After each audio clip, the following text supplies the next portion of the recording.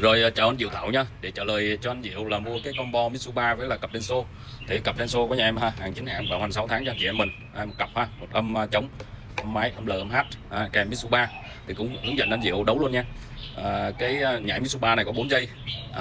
Cái dây đỏ và dây vàng á, anh em đấu vào cái dây xuống của xe.